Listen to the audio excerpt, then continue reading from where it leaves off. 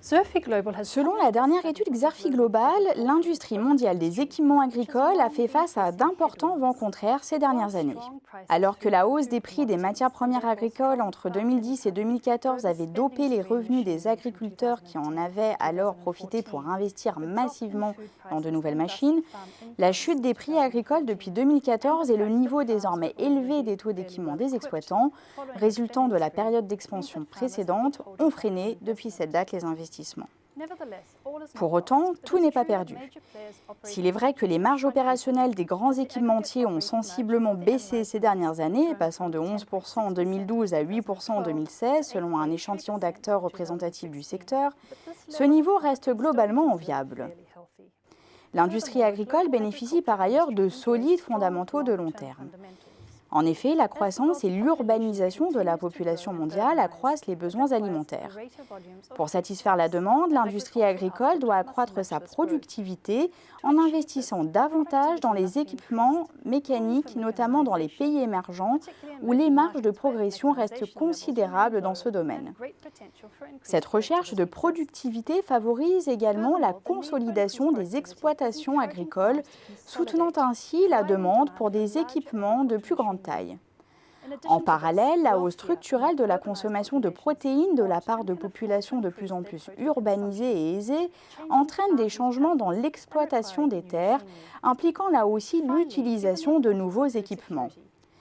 Enfin, vu l'importance stratégique de la sécurité alimentaire, l'industrie agricole bénéficie généralement d'un soutien politique sous forme de subventions à l'achat d'équipements et de matériel agricole. Côté acteurs, la majorité des principaux fabricants sont basés dans les économies avancées. Seuls deux sont originaires de pays émergents, l'indien Mahindra et le chinois First Tractor. Tous les deux se sont hissés au premier rang de leur marché domestique respectif en optant pour un positionnement de type low cost afin de générer d'importants volumes de vente. A l'inverse, le leader mondial du secteur, l'américain John Deere, poursuit une stratégie de spécialisation. Il a ainsi restructuré son portefeuille d'activités en cédant des activités secondaires pour se recentrer sur l'agriculture de précision, c'est-à-dire l'utilisation de technologies et de données pour améliorer les rendements et la productivité agricole. Un segment de marché qui apparaît particulièrement dynamique et rentable. John Deere est loin d'être le seul équipementier agricole visant le marché de l'agriculture de précision. Un marché qui regroupe les systèmes d'automatisation et de contrôle, de détection et de surveillance ou encore de gestion d'exploitation. Tous ces systèmes font ainsi partie des priorités stratégiques des équipementiers. Cela est particulièrement vrai dans les marchés matures où la demande repose essentiellement sur les achats de remplacement et donc sur l'innovation. Par conséquent, les principaux acteurs multiplient les acquisitions de spécialistes des technologies d'agriculture de précision.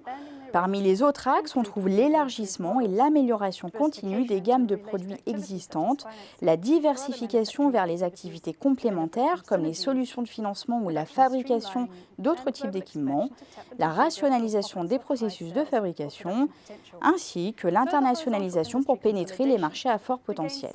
Enfin, l'intégration horizontale, source d'économies d'échelle et de gains de part de marché, reste également de mise face au contexte difficile auquel les marchés agricoles feront face à moyen terme.